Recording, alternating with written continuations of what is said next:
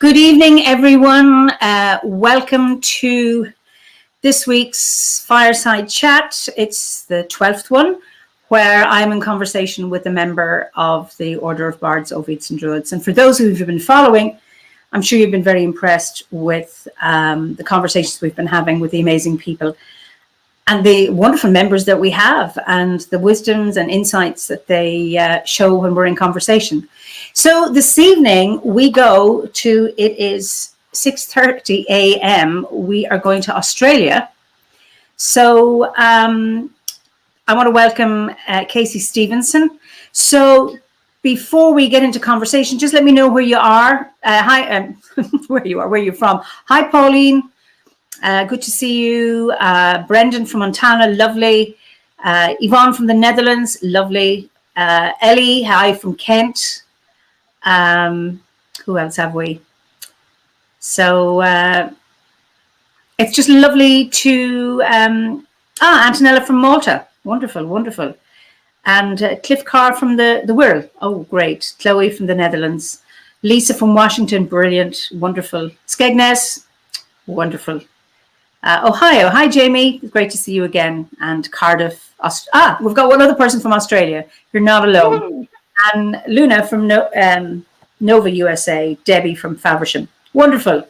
So, like I was saying, it's 6:30 a.m. Thank you so much for getting up so early. Oh, not a problem at all. This is a blessing and an awesome thing to be part of. I wouldn't be missing it. Well, we first met at Shaboda in the old days, long before we went online, when people actually met physically. We met at the Shaboda Southern Hemisphere OBOD Assembly in New Zealand. And we met because we were staying in Pamela's house. And that was almost 2 years ago.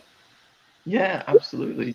Yeah, well, I mean, that was my first time I'd been to New Zealand. So it was quite an incredible experience, and to meet, I guess, the New Zealand Druids, and to see how they adapt their Druidry and their Druid practice to the nature of that land, and also to I guess the harmonization of Indigenous culture and practice there is very interesting too. So yeah, and yeah, that was really cool to meet you there, because of course I'd seen you on videos and whatnot, and on Druid chats and things, but yeah, that was a really cool experience. Wonderful. And I know we'd had a conversation about, how you came to Druidry 2 years ago, and I'd love you just to share that with our audience. You're one of our younger members. There've been some, so it's lovely to have young blood in the. I'm also a young, but also very old as well, both. So to have people who are young on the inside and outside. What is it that brought you to Druidry? And it's an interesting question, because it's like a question that almost evolves in itself over time. Obviously, I have an answer to that, but it's like I often go deeper into it as I get older and go, oh, there's other things that are kind of connecting up here that led me to Druidry that I didn't realize led me there before. But anyway, I got into paganism as a young teenager, and was doing research and studying. We had a really extensive library at high school, because we shared it with the Sorry, Kacey, can you just come slightly closer? Because as you move back and forth, the sound... Okay. I think that's better. Is that better? Yeah, it is, yeah. All right, lovely. Alrighty. Yeah, so we shared this awesome library. So there was a great section on the occult and on paganism and alternative spirituality. So I spent a lot of time in there, just rummaging through books and taking home books, and they were mostly on Wicca and on witchcraft. So I guess that was my first influence in a way, and some more shamanic practices. And then I kind of dabbled in what I could find for many years. And then I guess as I got older and approached that 18 number, that year, I was looking for more structure, I think, and not in some kind of orthodox, like you have to do it this way kind of way, but I guess I wanted some guidance, and I started getting into Druidry. So I guess I was like a hedge Druid, or just kind of doing what I could find at the time. And then I met some OBOD members here in South Australia and introduced me to the order. And so that was a really special experience. And a friend of mine helped me sign up for the Bardic grade. So when I was 18. So yeah, that was pretty seminal moment for me in my development as a young bard. So yeah, that was, I don't know, 2013. So yeah, and then I had my first assembly at Binnaburra, which is in Lamington National Park in Queensland. This beautiful mountain range off the coast there, and there were all these wooden logs, like a retreat centre up there. Unfortunately, last year in the massive Australian bushfires, as far as I know, it burnt down, sadly. Oh dear. Yeah, so that was a big thing that happened for us. But so yeah, I went up there and I slept in a swag under the stars, and there was beautiful waterfalls and the rainforest, and I was meditating under a tree in the rainforest, this ancient big old eucalyptus tree, and just meditating there. And I knew that Philip Cargon was going to be there, but he hadn't arrived yet with Stephanie. And so my first meeting of Philip was actually in the forest. He was walking with Stephanie, and they were holding hands, just going down the path, barefoot, of course. And then I was just walking back from the meditation, and that's when I met them. So yeah, that was pretty cool. And yeah, so that was, I guess, my kind of introduction to OBOD and when it kind of started.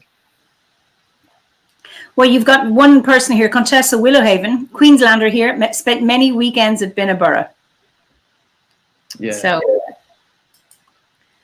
So can you remember your first spiritual experience?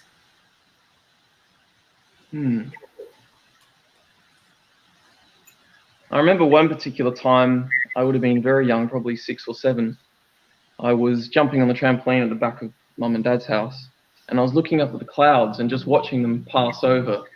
And I just got this sense that they were alive, that there was this consciousness in them, and that I could talk to them.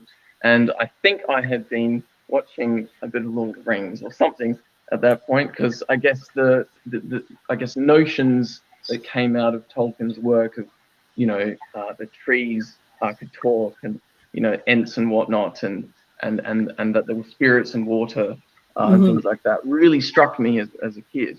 And yeah, so that was probably a seminal moment for me, because I did some kind of weather magic, I guess I would probably call it, where I was trying to get it to rain, and I was saying this thing over and over again, and it was all incredibly intuitive. I'm sure it was influenced by some kids shows or something I was watching, that had some kind of magic in it.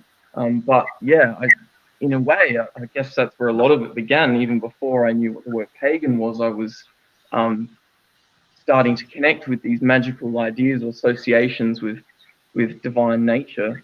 And then I discovered the term pagan, and it gave me a definition to work by, and a sense of understanding myself. So yeah, that would have been probably one of the first. And I also grew up down at a place called Dinga Beach. So I spent a lot of time by the ocean, and just spending time with the waves and swimming in the water was incredibly deeply spiritual experience. And as a child, all that, I guess, all the logical, rational, ingrained thinking isn't getting in the way as much, as it does when you get older. So you're not, I guess, questioning spiritual experiences as much. But I certainly had experiences of water elementals in the ocean, and other, experiences like that. So yeah, they probably were some of my first, from a young age, that connection with nature on that deeper level. That sounds wonderful. Now you live in Adelaide, yes? Yeah. Okay. So usually I ask people how they connect with their landscape as a druid. So just tell us a little bit about what your landscape is in Adelaide, because I've never been to Australia, so I mean it's so vast. Yes, well, I mean it's its own continent, isn't it? I mean, yes. People argue, is it a continent or is it an island? It's like, well, it's kind of kind of both. It's a huge expanse of land, and so there's so much variety.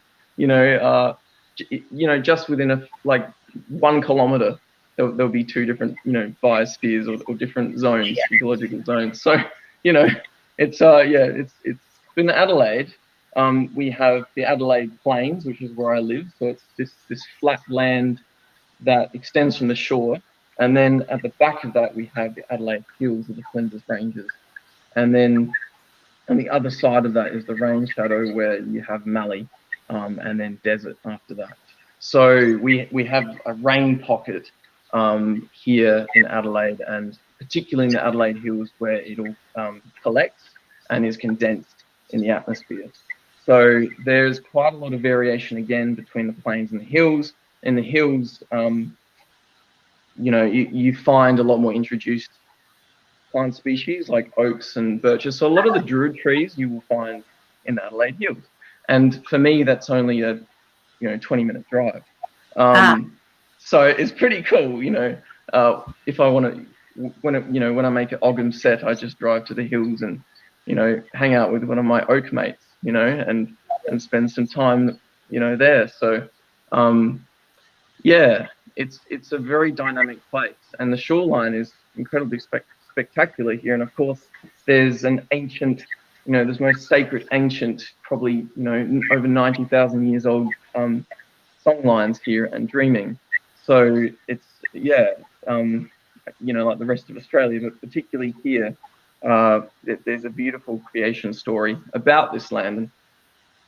And I won't go into it because I don't feel like I have the authority to do that, but there's definitely connecting with those stories and with the land here on that personal level, particularly in association with Druidry, and seeing the parallels between the two and where they fit together.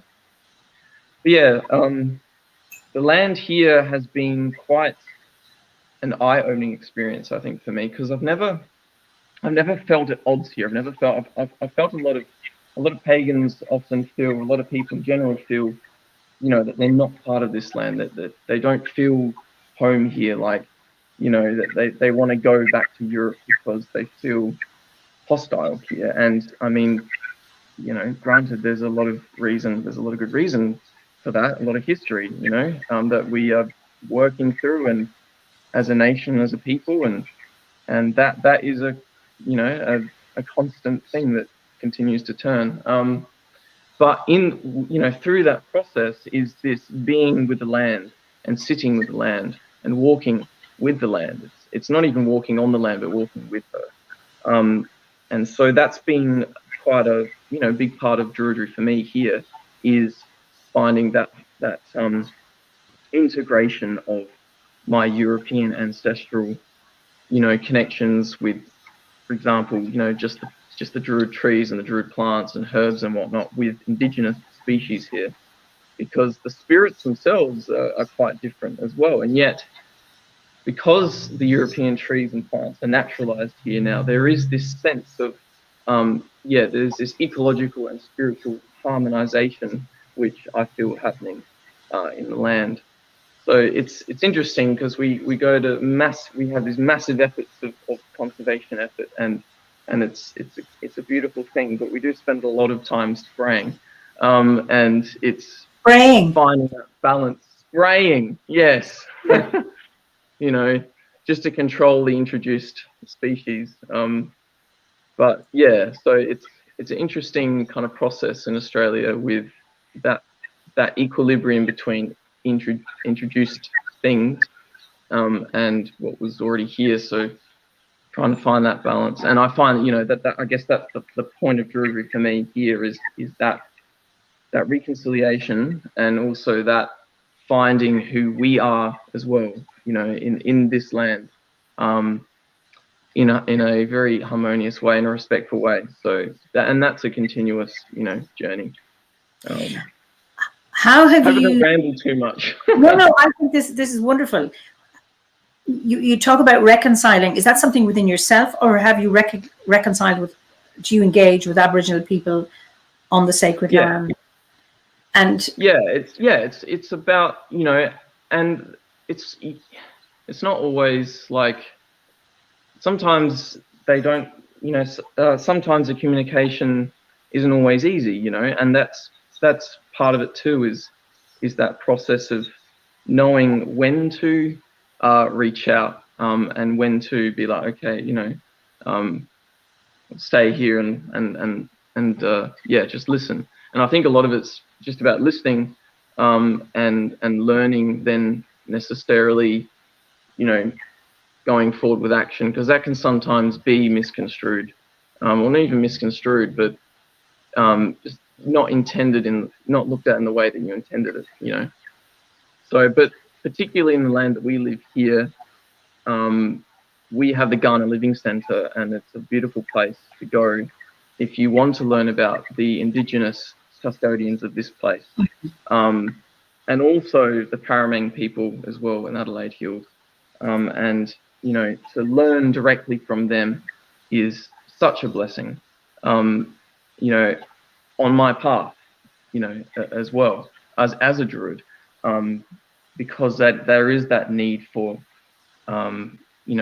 healing, which I think is a really important fundamental aspect of living in Australia, is that healing process, individually and collectively. Yeah. You mentioned, and I often think, healing comes about at points of connection rather than points of difference. And you mentioned where Druidry and Aboriginal, this is not quite your words, but their worldview meet. Can you talk a little bit about that from your experience? Well, yeah, and it is just my experience, and but there seems to be certain, I guess, intuitions in common, and that is, the fact that the earth is spiritual in some way, and that she is sacred, and that we can't own the land. We are part of the land, and so therefore, really, the land owns us in a way. Yeah, indeed. Yeah, like a mother, nurturing, supporting her child. So it's that's one of, I guess, the key points that we can work with, in terms of communication and just spiritual connection in this land for us as Druids, and to give us, I guess, a wider context, of the sense of place and us in connection with, with this very ancient land. Yeah, so definitely that, and I guess also the connection with specific spirits of place, like the spirit of a tree, or the spirit of a rock, or of a particular area of land and its features, because that is, very common, again, in Indigenous cultures, to have dreaming that is connected with particular places and areas of land. So yeah, and of course it's the same in Ireland and Britain, the ancient stories and that are connected with land over there, in particular sites and places like that. So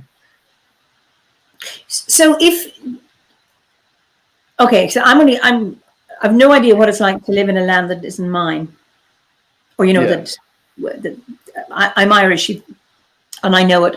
Now that I belong to the land, it doesn't belong to me. Where I live now in Kilkenny is not where I was brought up, but I feel this land has claimed me.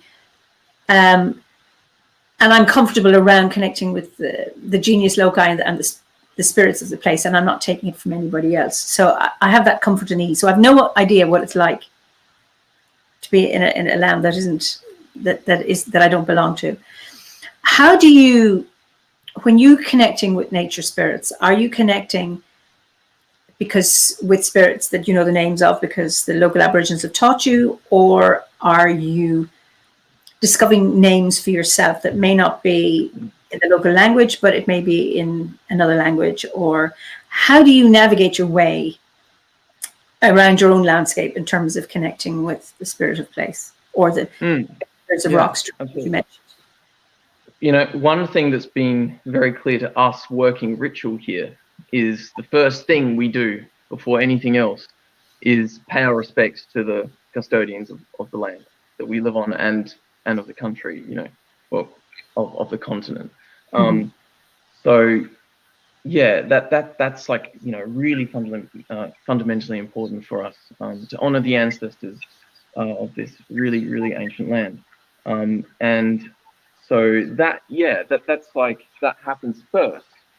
So my connection with, I guess, particular names in, I wouldn't work with them, just out of respect, unless I was given permission. Then, yeah. So, but, definitely there are some stories here, connected with this land that, they love and condone, people to read and study and be inspired by. But I guess, yeah, I just don't feel like I know enough yet. So yeah, there is that, that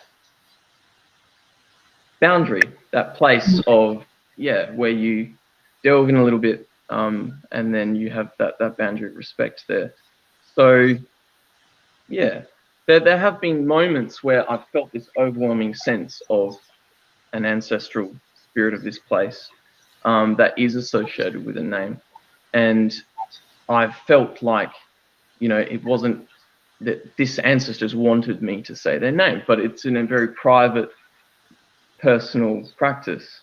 I wouldn't, yeah, I mean, if I was given permission, I would, but it's basically what I'm saying is it's all about, permission and consent and all that kind of thing with the indigenous spirits. But definitely my own context and my own experience of, say, the spirit of a tree or a local deity that I've experienced, say, as part of a river or something like that. I have intuitive names for myself, but I wouldn't then kind of jump ahead and then imply that as some kind of universal truth, So, yeah, it's just my own personal, I guess, unfolding, and then I guess I relate that intuitive name with that river. And I think that's it's lovely to hear that, and I think that's what being a member of the order, that going through the various grades, is that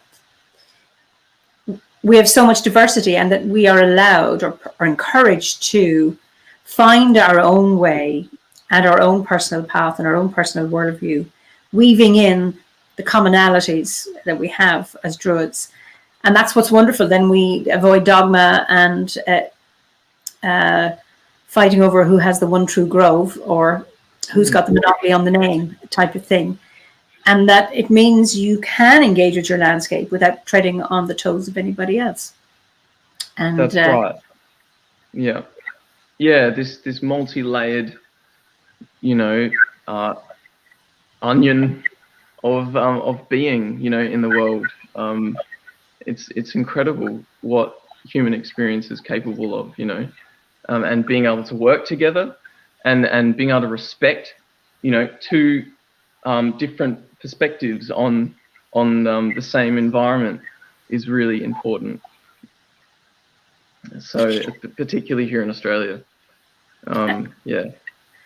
And of course, there are many voices, and I think no one voice is any more or less valid than another. And to be able to hear that and share that in a respectful, what we talk about in psychotherapy, this notion of respectful curiosity, is that you have a fascination for the other, even if they're very, very different. But it's that to know, and it is all about relationship.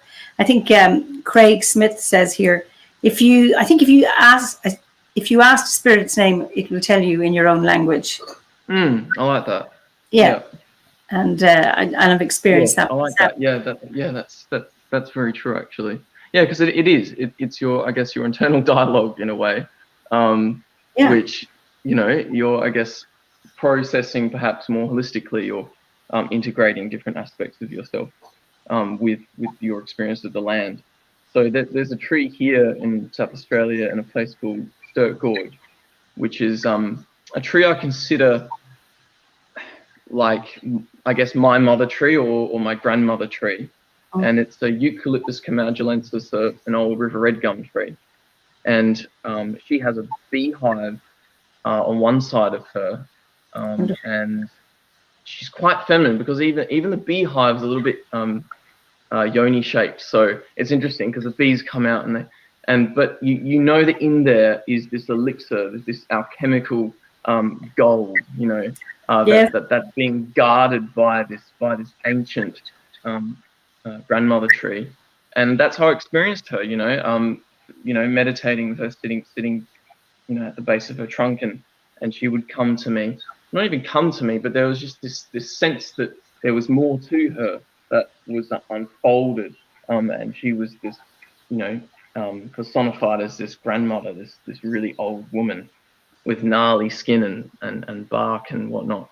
But yeah, she's taught me a lot about my own journey, and she places herself at the center of the Ogham for me. So if I was to do a divination, casting, she will have to be in the middle to represent me, I guess, so that I can determine the reading around her, but also like the axis mundi, because she is like a gateway between, the underworld, midworld, or land, sea, and sky. So so that I guess that's one example of my own internal experience, my own language, with a tree that has been here for probably 1,000 years. Wow. So yeah. That's a wonderful description, and just a wonderful relationship you're describing with this tree. And when you think of, this tree you say is about 1,000 years old, I'm just thinking, given that, I don't know how long your people are in Australia, but how do you honor the ancestors? The ancestors of this indigenous place, or just in general, or like? I'm open. It's a very open question. Yeah, definitely. Well, particularly when I'm, doing work with the spirit of place and going for bushwalks or whatnot, especially when I get to a threshold, an area of place that you feel is quite magnetic and quite powerful, I will spend a moment and ask if it's okay to step through past this gateway of trees or whatever it might be. And sometimes there is this overwhelming sense of ancestral presence. And sometimes I'm quite aware that is more indigenous. And then sometimes it feels like it's something that has been here only since since settlement. But that there isn't a conflict. Most of the time I find I feel that, like most places I guess I've been, I don't feel a particular conflict. There's been a few places I've gone to where I've gone, can't go in here. And it's really important to be, and I guess that's part of Druid training is, to be sensitive to that relationship, whether to go in or not. So that's one thing, and talking to the ancestors, acknowledging that they're there, that they exist, not just within us, but some, out there in the universe as spiritual forces. That's important for me, is acknowledging the spirit within, and and the spirit without, in its own consciousness. So that's a big point, I think, is respecting that there is more than you, that there is more than your internal spiritual development. There is actually a whole spiritual world that gave birth to us, that's my own feeling and experience of it. And I also give a lot of offerings. I like that work for me. I know that some people maybe not as much, but I love giving offerings, particularly to the ancestors, because I guess to the human ancestors, they consumed human food and life, and therefore I will give back. And at Samhain, that's what we do. We give offering to the ancestors. So And to the spirit of place, I'll leave some seeds or some honey or some compost under a tree or something like that. That as that spiritual recognition, that animistic exchange of energy, you know, like, and of course, it doesn't always have to be that physical offering. It can just be that sense of awe, wonder, respect, which is shared between you and nature. So yeah, that's definitely one of the, and also singing music is another way I find. Yes. So, you know, and of course, you know, communicating and being open and listening to the elders of community and listening to the elders of country if you have the opportunity to, and you know, and studying, learning if it's there, if you're allowed to, learning if it's available, if they're reaching out to you, you know, be there, reach out to them, and yeah, listen and just be present, and learn that way. So yeah, definitely a big aspect of being Druids here is the ancestors of place and our ancestors of blood and of inspiration as well. So. Wonderful. So what kind of an ancestor are you going to be? Well, that's a good question. I have to think on this one. Hey, I'm going to have a sip of coffee. What kind of ancestor am I going to be? Is this related to reincarnation or? That's up to you. It's a very, very open question. Okay. Because I mean, your ancestry starts now. Yes. In this lifetime, this is how you're living it. It's. Yeah. Well, I definitely feel, you know, I guess though the ancestral element of the ovate work has been, you know, part of that process too. For me, particularly, I felt this really, this sense of, the ancestor, the ancestor connection within me, which, you know, goes back to the beginning of time. And by looking within, we can see that connection still unfolding itself in the present moment. And so therefore that's my action and what I do, you know, in my life and the ripple on effects that has into the future. So yeah, definitely. I would like to be maybe like Radagast. I don't know, some kind of ancestral, you know, spirit that. Yeah, I don't know. It's a really interesting question to ponder. I don't know if I've answered your question. You have. I think you've plenty of time to work on it. Yes. No, you've given me some homework. I'm happy with it. Yeah. Well, when would you say Druidry has supported you in your life? Through so much. I don't even know where to start with that.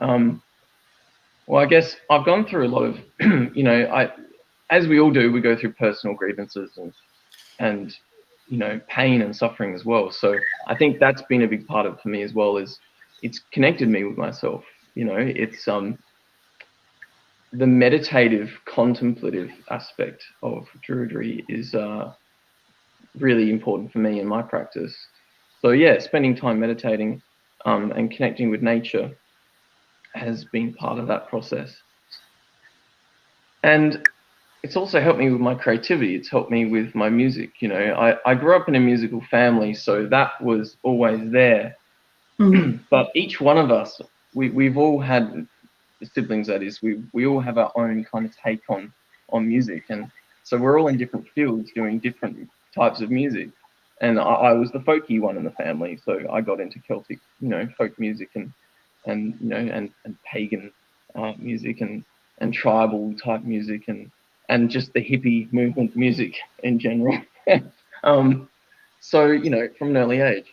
And then I found it in Druidry as well, you know, that awesome carry on of the folk community and Druidry are actually quite connected, you know. So yeah, a lot of bards are, amazing harp players like yourself, and mandolin players, and whatever it might be. So yeah, that expression of Arwen through music was definitely a seminal point for me in my bardic journey. Of course, still is.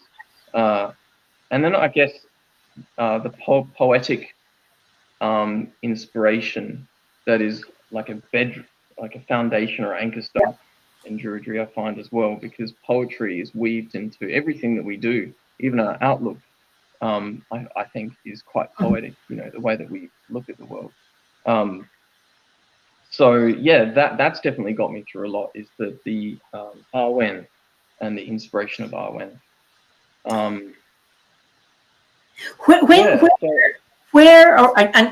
Just for everybody, he is an amazing singer, he's an amazing musician, and he writes his own music. We will have a play later. He blew me away, his quick compositions and things at the Shaboda gathering almost 2 years ago.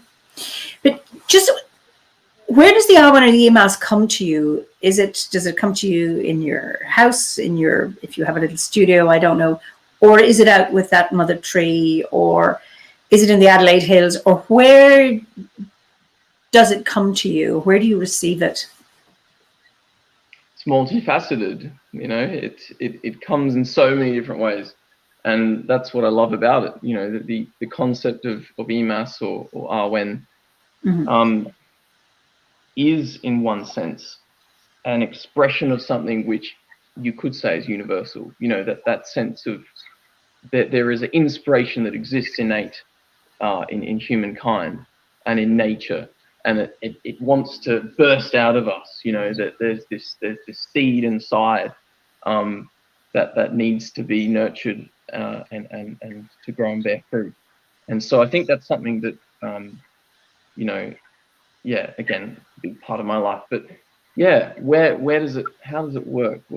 So I find when I'm writing a song, often I'll be like, say, on a walk. I would have gone for a walk in nature, or sometimes meditating, getting to that still place in my mind and in my heart, opens up, that space for inspiration to flow.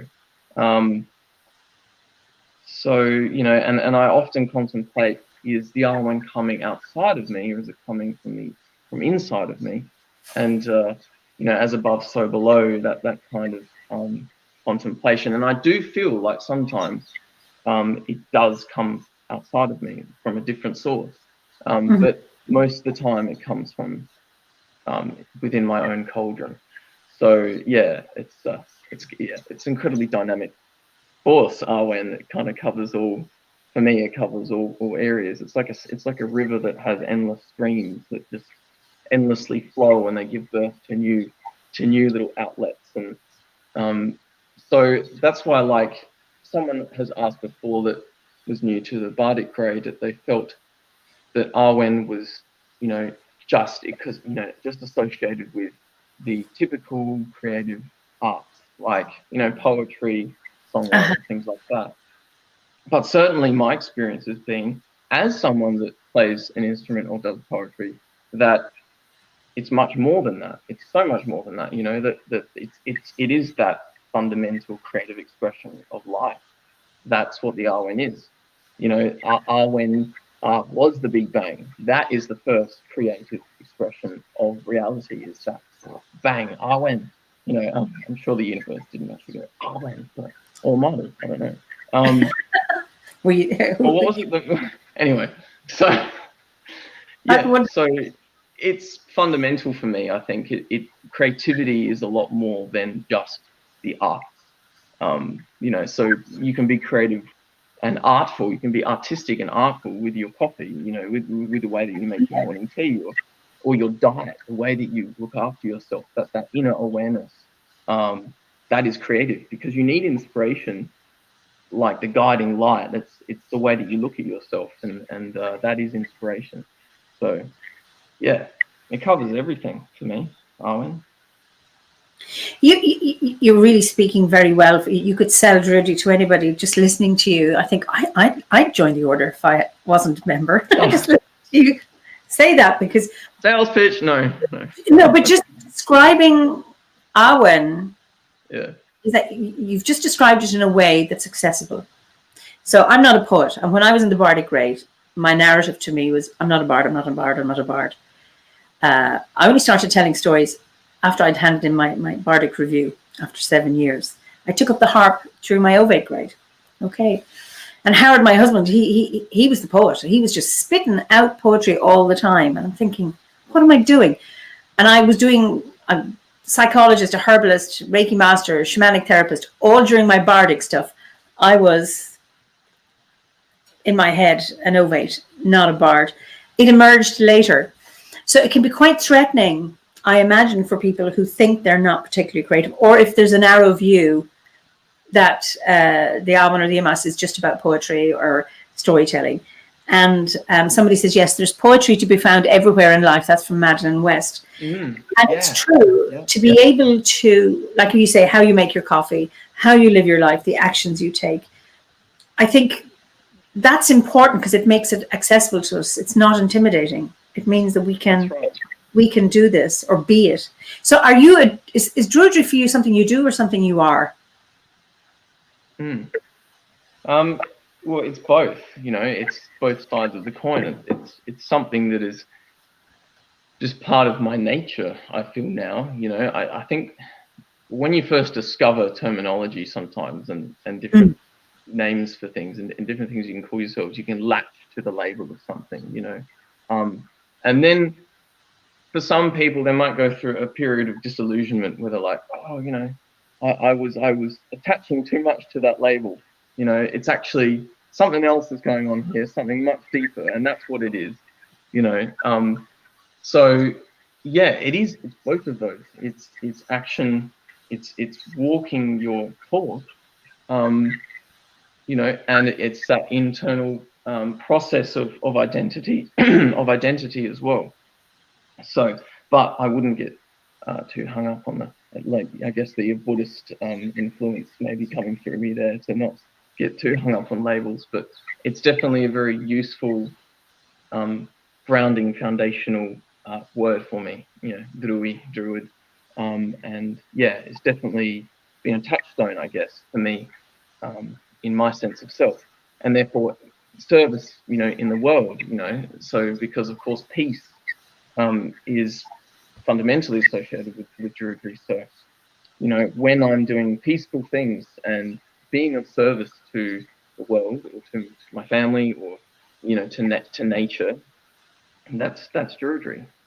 So, yeah, I don't know if that. No, it's good because you actually preempted my next question, was how you live your path as a Druid, and you mentioned being a service. Because I know when we met, you were working in a large garden with people with disabilities. Am I right? Yes. Yeah, I still am at the moment. Yeah. Okay. So yeah, it's definitely, that's quite rewarding with the Druidry. Yeah, absolutely. Looking after and being of service to people that need that extra help, or that just need some support in some way. And yeah, it's connected with plants. So yes. So yeah, absolutely. And I know your music is being of service as well. I think it's really interesting when for musicians whose music has a hugely healing aspect to it. That is a great service. And I remember the first evening at the Shibota gathering, you and I think it was a casual, wasn't an officialized TEDFOD, but you and Julie started up something and singing, playing. And I thought, oh God, this is just the pure joy of it. It was more than entertainment. There was a welcome, even though you were guests as well as myself, Philip and Stephanie. But just hearing that music, it's such a gift. It's lovely to be able to share, and with community too, with like-minded people. That's one of the beautiful things about being an OBOD and going to gatherings and to assemblies and and all of those wonderful things is that shared understanding in music as well. Like there is some kind of cultural, I guess that Celtic influence which speaks to me, and I guess it speaks to a lot of people that come to Druidry, along with many, all facets of music, all kinds of music. But yeah, definitely that the old stories of whatever land you're from, you can come together in circle, or in community, and really kind of appreciate the spiritual aspect of that. That I guess that's one of the things I love about the OBOD gatherings and assemblies is recognizing that there is something divine in a story, that it's not just a story, that it's something that is inherently a wisdom teaching. Yeah, so it's like an added element, I guess, and yeah. Wonderful. What would you say has been your greatest achievement? What I say has been my greatest achievement. Possibly,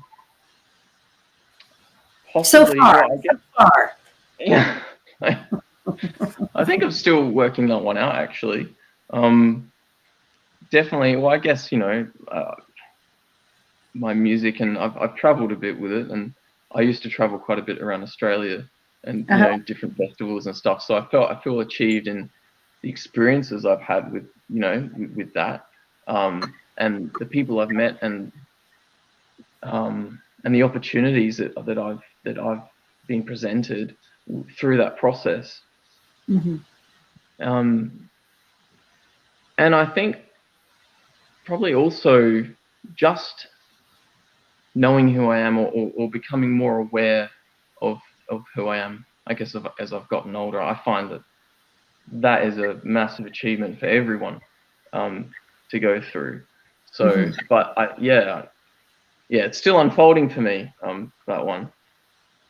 But definitely the music and the Druidry, I feel like are achievements that are always achieving. There's this constant sense of not always constant, but there's this sense of this growth and this flowering, which has seasons. There might be long winter fallow periods, which are really, really important for the spring to come. So, and that happens in my music. Like, honestly, recently I've gone through a really big kind of winter period where I've needed to rest and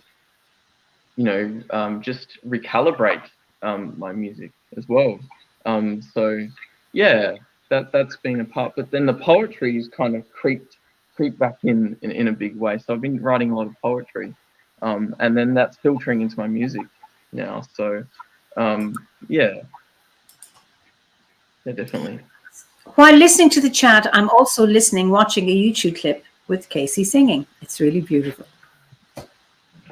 Oh, you guys are amazing. Yeah. So So do you have any regrets?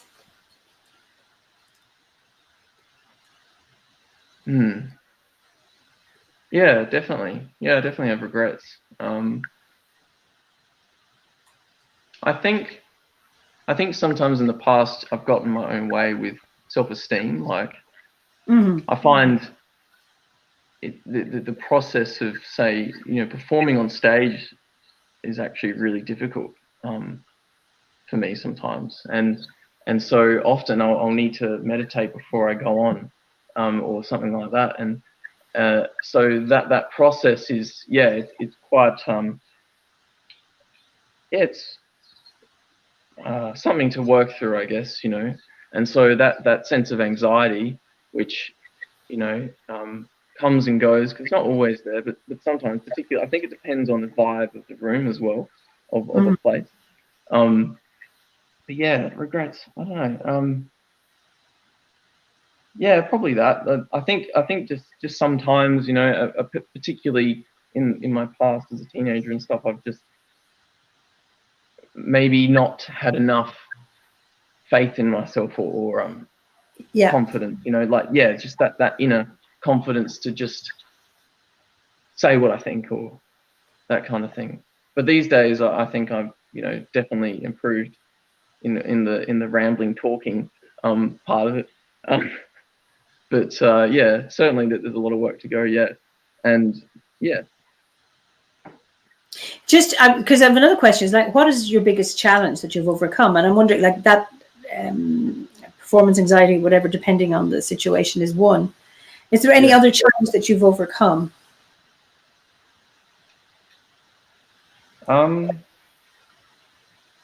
Yeah, many, I guess. You know, I'm just trying to think of something in particular, but I guess, you know, there have been a lot of challenges growing up and just discovering who I am. That, I guess, is a big challenge in itself, you know. But I think for me was discovering my creative expression, individual in context to the rest of my family, and I think also expectation on creative expression in terms of popular culture, which I kind of experienced, but I never got that, of course, in pagan circles. So I always felt nurtured and you know, supported in the Druid and pagan world when it came to my music. But I did find sometimes when I would perform at, you know, more secular places that I felt like people didn't understand my music or just didn't get me, you know. So there was, I guess, yeah, that sense of wow, you know, I really want to share my music with the world. So yeah, I need to get over that self-consciousness of worrying about, is this the right place? Is this the right time? Are these people gonna? Because everyone takes away a seed or something from, you know, your music. So yeah, definitely that's been a challenge. Yeah. Okay. What would you change about your life? These are big questions you're firing. I guess they're not big, are they? They're kind of fundamental. It's like, oh, you know. Fundamental is big. Yeah. Wait, what was the question again? What would I? If anything, what would you change about your life? Oh, what I change about my life?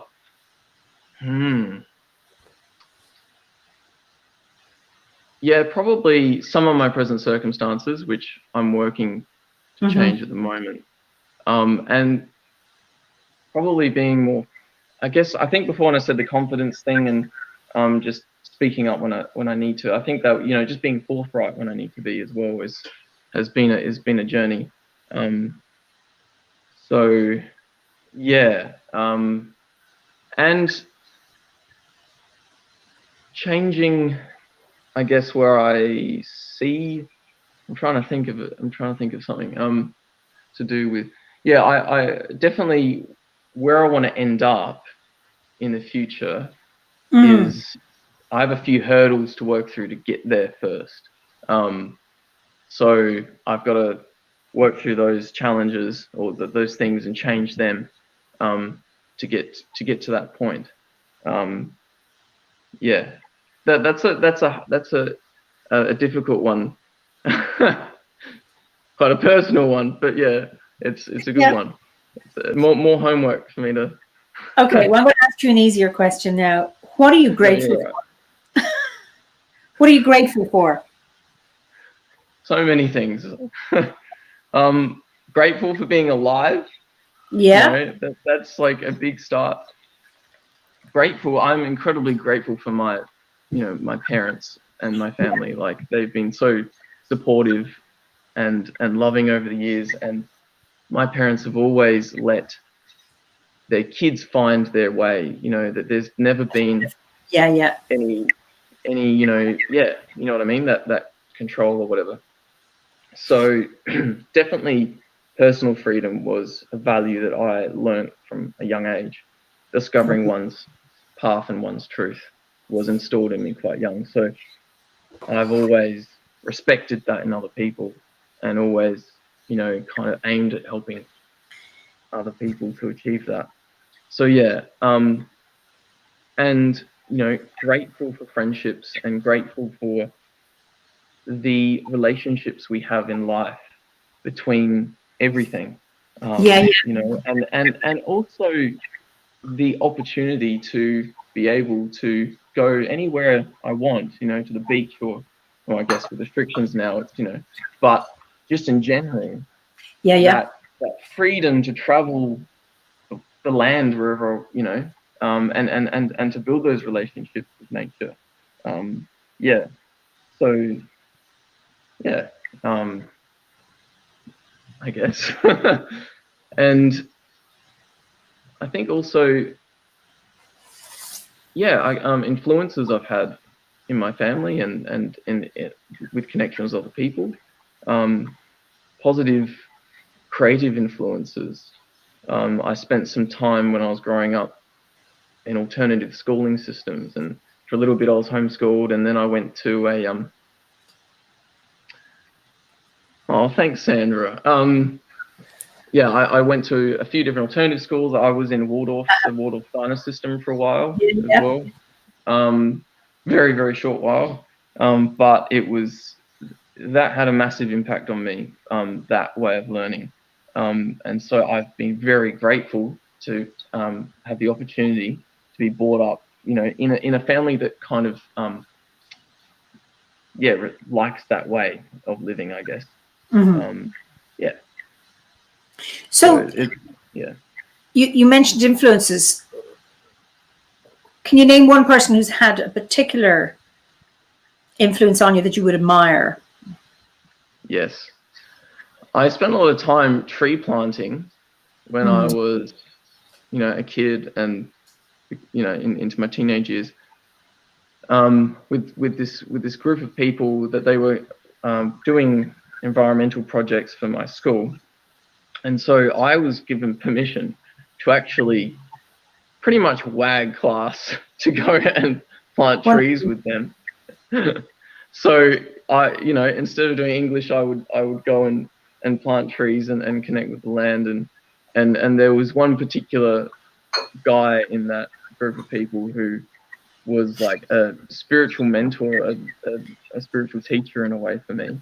And he was really connected to the land and a really grounded person. And he was, one of those people that really inspired me, and influenced me in the way that I look at life and the way that I relate to the land, from an early age. So that direct connection with, I guess, having the opportunity as a child to actually plant a tree and to have that living experience of the soil on your hands and the air and the atmosphere around you is all so profound. But he had this ability to put it into a holistic context and to make sense of it in a way that made sense to the human purpose, the human element, and that we need the trees and the trees need us, and the sense of stewardship, which I learned through that process. It gave me purpose, and influenced my actions for the rest of my life. Absolutely. So so it's that's definitely one major influence was this group of people and this wise older tree planting wizard. But,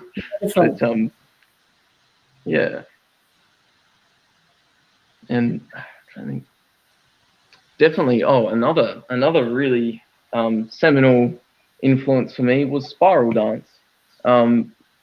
From a young age, the band Spiral Dance, and Adrian, because they supported and nurtured my music, and my expression of music, and just little conversations, or like I would be feeling, like questioning whether this song is good or something, and that they would support me through that and say it's really lovely and whatever, and I'll do gigs or whatever. So who's Adrian and Spiral Dance? Just to tell people. Who is Adrian from Spiral Dance? So Adrian's the lead singer of a pagan band called Spiral Dance. In Australia? I would imagine, in Australia. But they do travel a lot as well overseas to America and to the UK and whatnot. So yeah, definitely. And of course, Dav the Bard. I mean, who can who can forget Dav the Bard? So yeah, definitely major influences on my spiritual journey as well, and just my life in general. Yeah, some of the key figures, I guess. Is there anybody from history that has influenced you? Yeah, big time. Zoning in on Druidry specifically, Ross Nichols, his writing, and particularly his poetry, yeah, a big mover and shaker for me. And particularly in the way that he writes his poetry and his prose, I guess had an influence on the way that I structure my poetry as well, because I just love his flow. It appeals to me, and I guess the mystical element which he seemed to encapsulate so well. So yeah, Ross Nichols was definitely an inspiration to me, and of course Gerald Gardner as well. With his messy hair, but he was definitely another influence. Another person who, probably not historical just yet, but a person who had a massive influence on me, who is now an elder, David Suzuki, and his books, in particular one called The Sacred Balance. And I read that from, like the age of 14 or something, and that just clicked everything together. It brought the empirical science together with the spiritual world, and weaved the 4 elements and the 5th element as well into the mix with how we relate to environmentalism and to the planet. And then an ancestor who had a massive effect on the way that we viewed the world was, of course, James Lovelock, and his seminal book, Gaia. Yeah. And then the other books that came after that. He, again, another person that really inspired my, Druidry, and brought context to my Druidry as well in a global scale.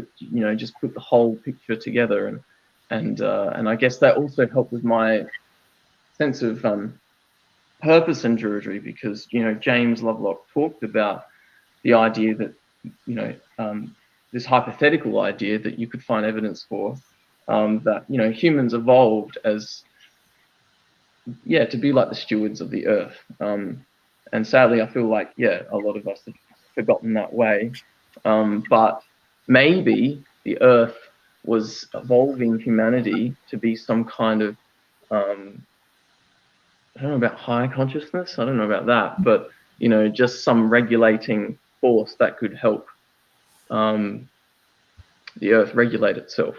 But it doesn't seem like that's worked out that way. But yeah, James Lovelock was definitely another big influence on me in my life, and just countless people. Go on. No, you're gonna say? No, I'm interested in hearing everything you have to say. So continue. There's so many different people that I'm thinking of, and I think another person that I find really inspirational is oh god, he's leaving my head now.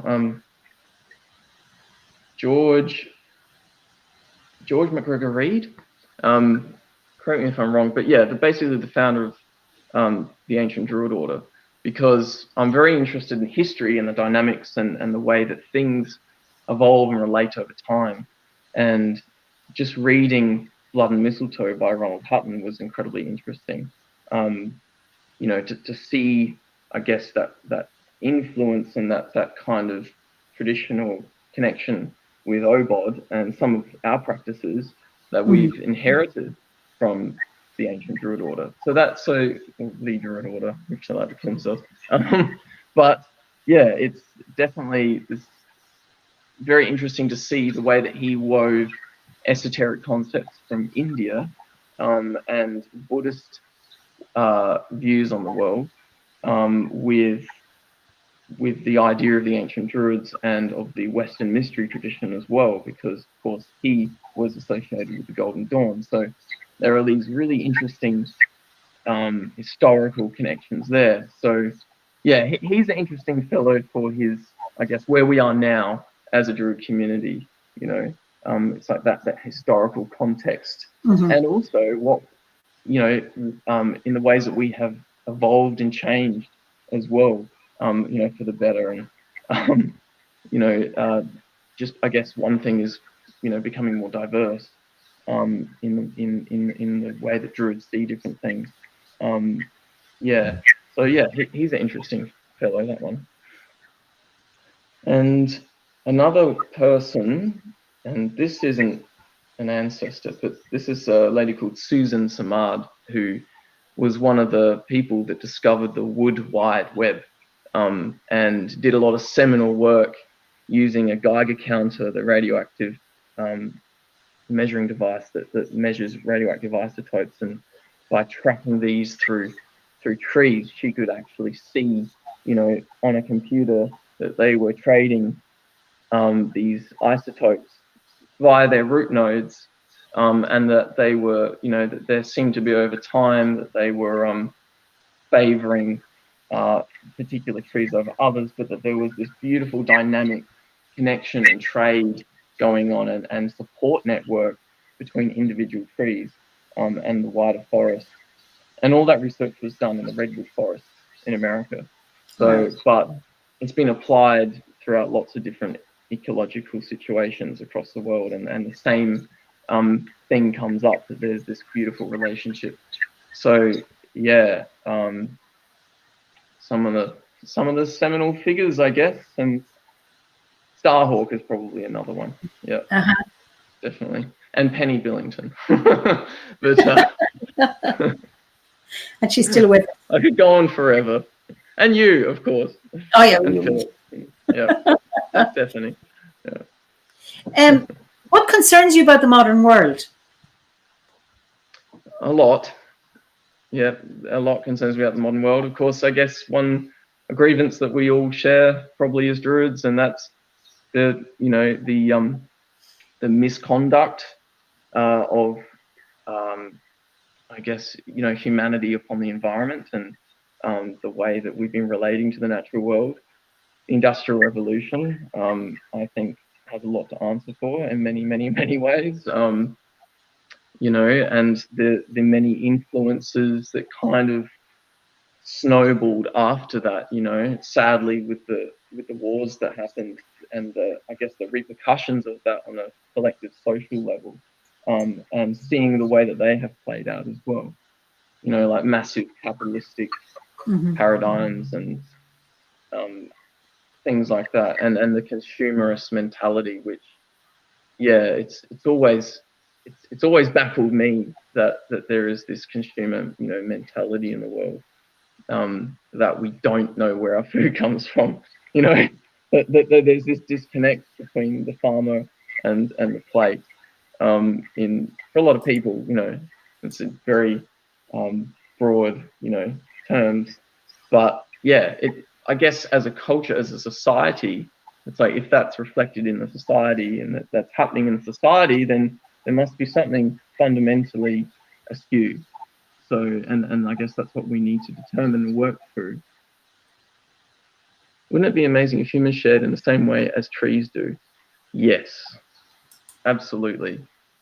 Yeah, and that's lovely. In fact, that reminds me of a lot of meditative experiences I've had with trees, and perhaps other Druids have had this too, you know, where, yeah, you feel this connection with the roots, and this exchange between you and the tree, but also you perhaps feel the energetic exchange between that tree and the earth and the sky and the sea and the other plants and animals and microorganisms around it. So yeah, that's we can learn so much from trees, really. Like, even just the hugging of a tree will teach you so much about yourself.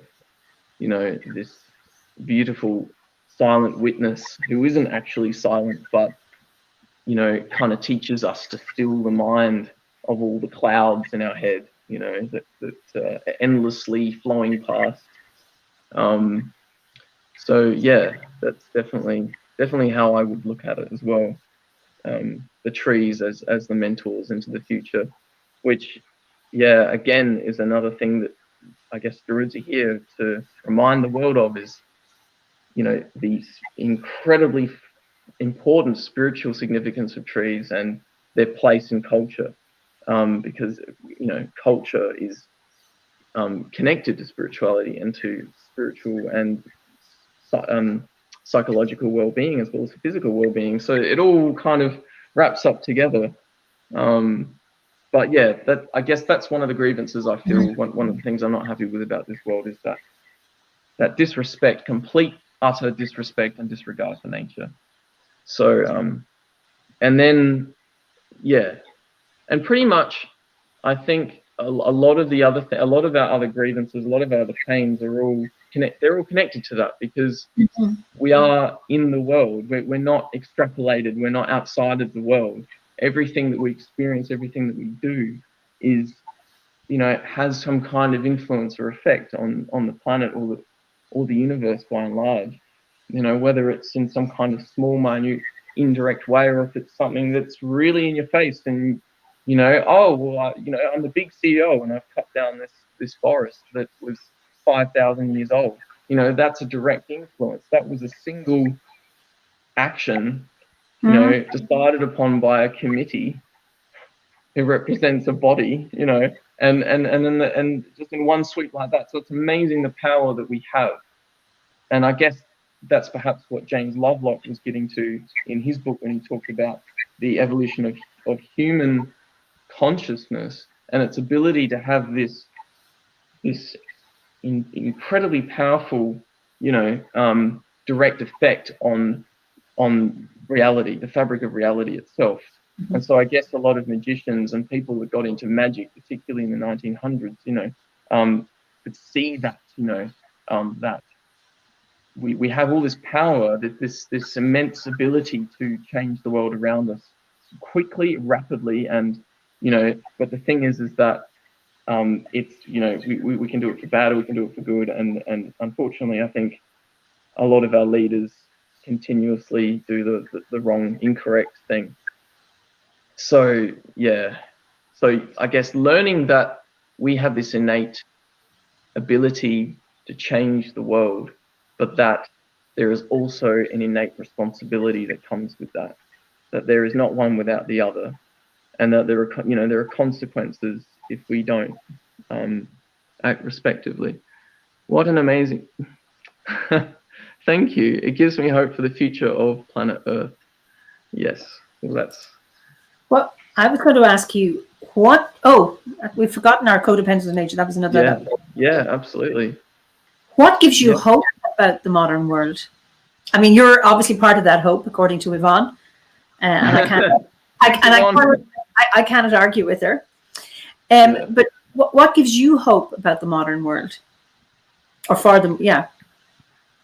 Oh, a lot. Like, I keep saying that a lot because I guess for me, you know, these questions are incredibly complex and diverse, and I guess I find it hard to answer with single straight lines. But yeah, so yeah, pretty much there's a lot that I'm hopeful for and grateful for in this world, and I think that yeah, that definitely I guess the youth or the younger generations, perhaps because they've grown up with the environmental awareness that maybe was very new and perhaps not as widespread back in the, you know, I don't know, last century. But I guess that it's becoming quite foundational, I think, for a lot of young people, that there is this assumed need to have respect for nature. So, and yeah, definitely a lot of people my age, and particularly people younger than my generation as well. So, you know, 18-year-olds, whatever. There's this really inbuilt need, this responsibility that they feel to take action, and they're powerful, and that they have voices, and they're willing to stand up and, you know, and go to that rally and to be activists and to go on media and to represent the young people of Australia or of Ireland or wherever it might be. So yeah, there is this impetus, this striving for good and to heal the world. definitely. And I think with the evolution, the revolution, the rise of alternative spiritualities in the world, that you see this beautiful, diverse plethora of ways of healing ourselves, and it's we have to heal ourselves first before we can heal anyone else. So it's like if you're coming from your own energy reserves without actually harmonizing them and integrating them within yourself, you're not going to be able to do that in anyone else. So there's that need, I guess, that as within, so without. And as without, so within, that there's this reflective process that exists in the world, and that because we are inherently part of it, we can't disconnect ourselves from action and from influence. That those two are kind of it's part of who we are. It's part of our makeup in the universe. That so positive influence, definitely. I can see that there's a lot of really awesome things happening, and of course, renewable energy is really amping up as well. And there's been some really lovely. This is just, I think. Okay, I'm not reading everything. Just the renewable energy and the consciousness behind that. It's been really lovely to see, and of course it's all very country to country and nation to nation, and or that region has been 100% solar for 20 hours or something, or the wind has powered a whole city for a week or something like that. So little steps, little steps in the right direction. But the thing is, it starts with little steps. We're never going to get anywhere if we don't start with those little. We got to plant the seeds before we can reap the fruit. So. You mentioned activism, and you were talking about younger people getting out there and marching. Are you an activist? And anyone of any age as well. It's not an age thing. I don't think it's No, but yeah. Are you an activist? Yeah, I know what you're saying. I was just like, I wanted to, because I said before I focused on young people, but I meant any age. Yes, definitely. When there's rallies on here in Adelaide and interstate in the past, I've gone to things. And particularly for the climate, climate rallies, really, really important to me. And of course, things like logging as well. Like there's always logging issues in Australia with Indigenous native forests, particularly in Tasmania and in Queensland, everywhere pretty much. And so there's always new things happening to stop legislation going through that could ruin this forest. So policies. Definitely go to things when they arise. And of course, it's been really hard with COVID. Things are on and off, being shut down or locked down, but it's really amazing. And to see people still doing things when they can, as safe as they can. It is a very dangerous time. We've got to be really careful, how we practice activism in the physical, social sense, but there's definitely still ways around it, And at the moment, I mean, we're quite fortunate in Adelaide, and I think in Australia in particular, with our case numbers, and in general, we're a lot better off than the rest of the world. So, but the activism is a big part of this generation, but of anyone. I think anyone, you can be any age and become enlightened, so to speak, and find that impetus and that drive to want to be an activist and to do this and that. But there's so many different ways of being an activist as well. As you don't have to, if you don't want to be out there, parading yourself around with banners and stuff and the streamers and all the loud voices and the chanting. There are other ways of doing it. Activism is such an amazing topic in itself. It's so diverse with lots of different ways of doing it. So. And campaigning is obviously a big part of that. Yeah, online. I had a guest a few weeks back, Owen de Vordoon. He was describing activism, that somebody, who plants window boxes on their street, that can be, activism. And I know, coming across somebody said that one thing that we can all do about climate change is talk about it. We can talk about the environment, we can talk about nature. That when you keep it on the agenda for ordinary conversations, that has a huge impact. And sometimes messages need to be said over and over again, but you never know that when you're having a conversation, somebody else is hearing it or part of it, and there's something you say that just goes off in their head and ping. Absolutely. And I like that notion of there are different kinds, of activists, that not everybody can be out marching or whatever. But there's even, the activism in terms of our choices about what we eat, what we buy, all of that, where we buy, all of those kind of things that in many ways we have a lot of power, although sometimes we think we don't have, and then sometimes we think we have loads of power. And I suppose this pandemic has shown us how we don't, and how we have to live in the moment, and how we can't control things. That's very true. Yeah. Are you a pacifist? Like, is there a time you fight back? Would you fight back, or when? Yeah, that's a good question. I guess it's like, how are you going to fight? If there is a time where us as individuals or collectively, we have to fight. I would hope that I wouldn't have to pick up a stick, or a firebrand or something and wail it around, or throw something. It's not in my nature to do that. So I don't know if I could, to be honest. If I was put in that situation, it's so interesting, because I guess you don't even really know, how you would react if you had to do that, whether you would run away, or if you would freeze, or if you would, I guess that fight and flight response as well. But I guess, we don't want to come at it from that angle. We want to perhaps, come up from that mindfulness and a place of peace. So it really, that element of justice in Druidry and of peace, and of course, justice I guess in the Druid sense isn't like court justice, but definitely, or it could be, I guess, in some instances, particularly the Brechans and all that. But I think it's a different type. It's a different type of justice. It's, I guess, compassion. But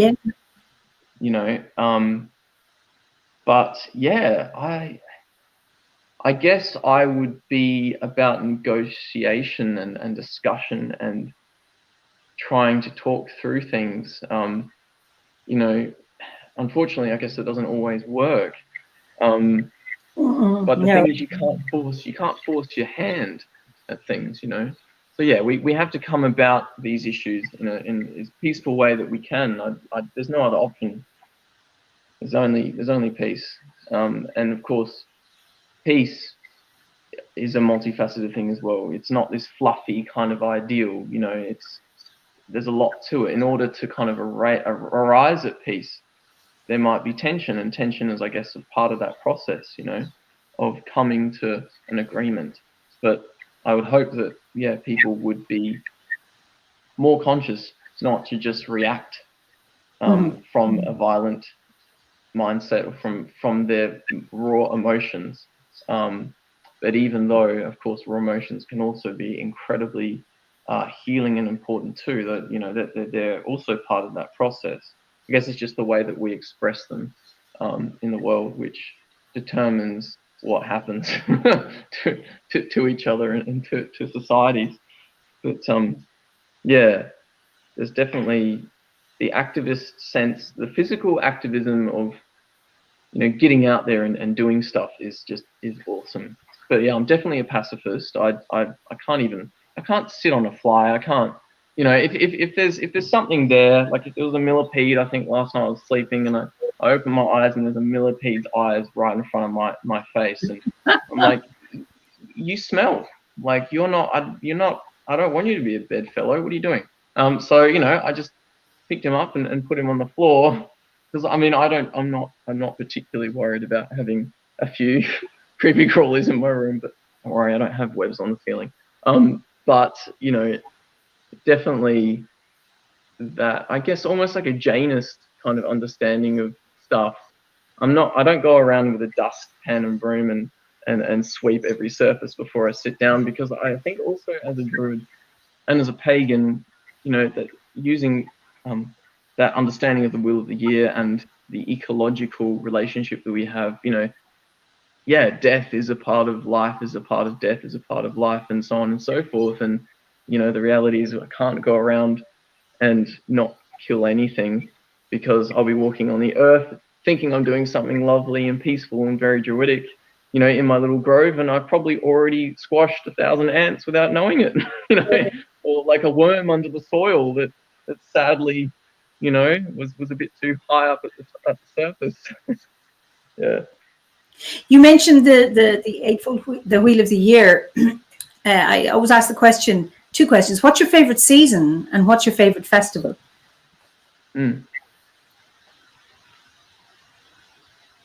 I love the winter solstice. Albanathan, particularly for me, is like a seminal, moment on the wheel. I mean, it is, you know, it's it's that inception or rebirth moment, conception, you know, of light and of that inner self which is reborn, and of course, on the wheel as well. But so that would probably be, I guess, probably my favorite solstice festival, and then probably fire festival would be. I love Samhain. I really love Samhain, particularly with its association of the yew tree and how, you know, trees connect to our ancestry, you know, and how the yew, through the process of the yew, Ioho connects us with the ancestors. So yeah, that's powerful. And Imbolc, I love Imbolc as well. Imbolc's lovely, a lovely time of year. I love them all. I love them all. Most people, if they have to choose one, they pick Samhain for some reason. And I wonder, even, I don't know what the climate is like at Samhain time or at the winter solstice for you. Is the sun shining brightly, and are you imagining a cold winter, or what's it like in Adelaide? Yeah, so it's interesting because the parallels, you know, like, I guess, I mean, I haven't been to the UK yet, but I definitely want to get there one day. You know, I feel like some of the first thing I do when all the countries open up again and everything's safe again, I'm going to be like, right, that's off. I'm going over there. But yeah, so I guess one of the parallels here is that winter is incredibly green for us, or at least down in the southern kind of part of Australia. It's funny because I've been to Queensland, you know, a few times for druid stuff, and but I don't know if I've been during the dry season. I don't really know what it's like there all the time. So it's like this faraway place. I've been there a few times, but you know, it's a continent. It's a big place. But yeah, here winter is lush. It's green. It's wet, very, very wet. In Adelaide, and we get early morning frosts often. Okay, so it's a bit cold. That's good. Yeah. So so it is very cold. Our very cold is, you know, like, I guess an average of like 15, 16 degrees Celsius. Oh, you poor thing. I know, it's terrible. I get my mittens on. That's our summer. Oh, shocking! I tell you what. No, the coldest it would get, you know, it can get to 0 degrees in some places in the hills, but that's like, or maybe minus 0.1 or something, you know. But it would never be, But so I guess my understanding of coldness and of winter and of hibernation is most certainly different. Perhaps less extreme than it is for you guys over there in Europe. It's relative. It's so relative, isn't it? Yeah. That's one thing I love about the wheel, is adapting it to, you know, to the native environment here, and to the naturalized environment too, and the way that European trees react here seasonally, which is pretty much not always, but in Adelaide, it's very much the same as it happens in Europe. Okay. Adelaide has a very similar seasonal cycle. Well, yeah, it's probably quite a generic, general way to say it, but it is pretty much very similar to Britain's seasonal cycle. So we do really have 4 seasons. But then again, the Indigenous people here have a lot more than that. So it's like, I think it was 8, but I can't remember precisely. So yeah, but it works quite well. There's a lot of crossover, so I can find associations. So the oak loses leaves late autumn usually. They take a while to fall off. So that's probably, I don't know how different that is for you over there. Mm-hmm. Yeah. So just before we finish up, because we're going to get our bardic treat, when you were talking about being an activist, and I remember watching a video clip of Dave, the bard. There was some. Yeah. It was an anti-fracking demonstration, and the police came along, and he had his guitar, and he just sang, and it was like, for me, it was really, really powerful because he wasn't aggressive, he wasn't antagonistic, he was protesting, but he was doing it through his song and his guitar, so he couldn't cause any offense, but he was making a point. So maybe that's something for you to think about if ever you are out on a march or something. But what I would invite you now, and for people to listen or to, I know you have something lined up. I think you have an amazing voice, and I just love listening to hear. I love listening to you play and to sing. So, I'm going to ask people to just give some feedback about the sound, so I can look and then check if it's not too woolly. So as we the vocal cords. What we would say in Ireland is a way lath. A wailer. A way lath. Away is an AWAY. Away. Away. Lath is off with you when you're ready, in your own time. Oh, okay. All right. All right. Yeah, I thought that's kind of what you were saying. Sorry. Okay, you want me to sit back a bit, don't you? I think so. All right. And people can give feedback if the sound is okay or not. All right. All right. Let's try something. I may have to tune anyway. That sounds all right.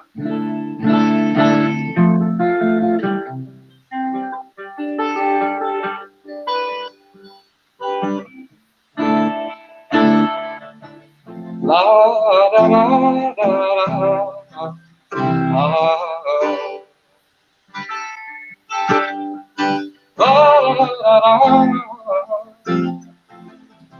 How's it sounding for everyone?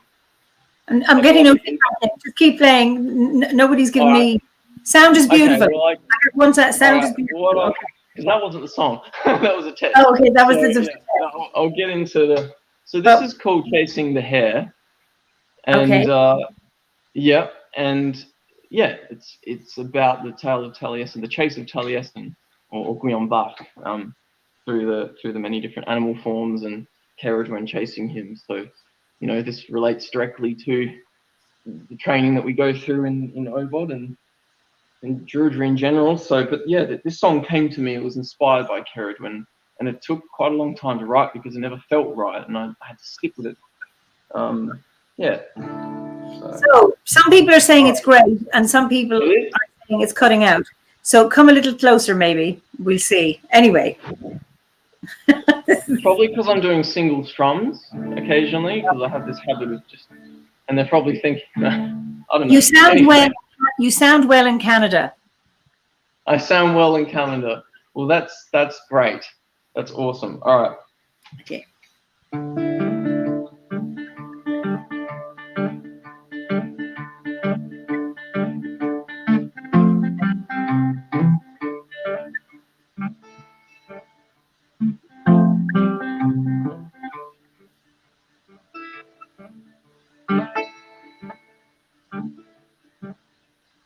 Nimble, darting, chasing, running, Winter's coming, the wheel is turning. Mind your feet where you are going. Greyhound chasing, hair is playing. Into the water, a salmon swimming. Greyhound into water feeding. Oh, keep on swimming, wings are forming. La da da la la la. La da da da la la la.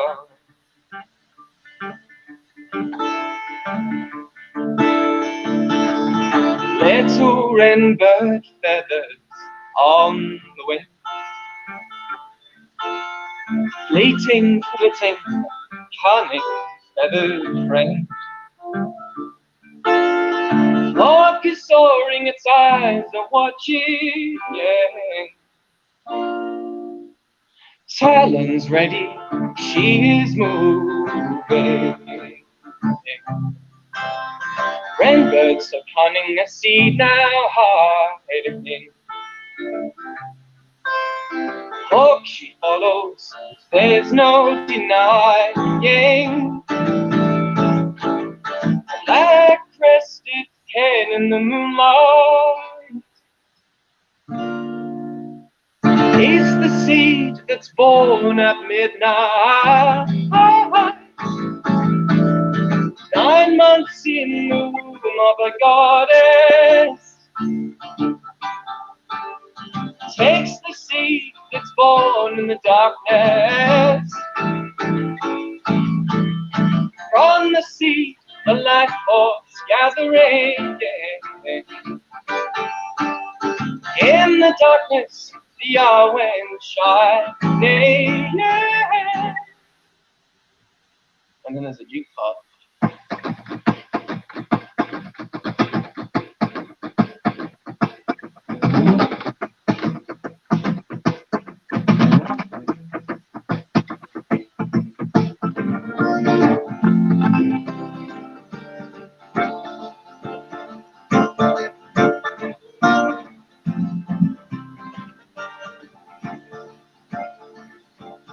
Oh, little hand, once you know,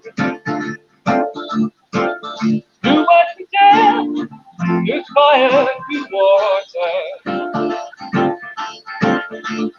Oh, once you find your way, once you find your way back home. Oh, once you find your way, once you find your way back home. I can feel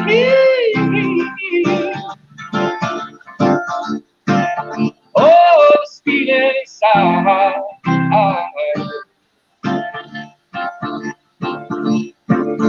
Earth, fire, water, earth, fire, water, earth, fire, water, earth, fire, water, earth, fire, water,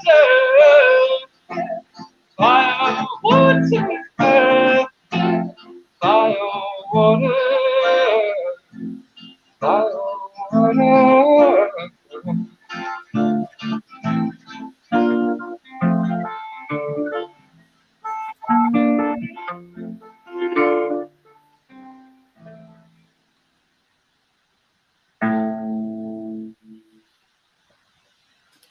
There is another, that was absolutely wonderful, Kacey. I just have to put this one up from Jacqueline van der Velde. When possible, please come and perform in the Netherlands. Well, you have to come. You have to come to come to Glastonbury. It was absolutely wonderful. Thank you. Thank you both for this wonderful chat this morning. It's been entertaining and enriching, and how lovely to be blessed with one of Kacey's songs. Absolutely feeling nourished. Thank you. See, Kacey, that was just wonderful. He has a wonderful voice. Grateful to hear. I couldn't agree with you more. I was just blown away, Kacey. So when is the album coming out? That's a good question. I keep saying I don't know.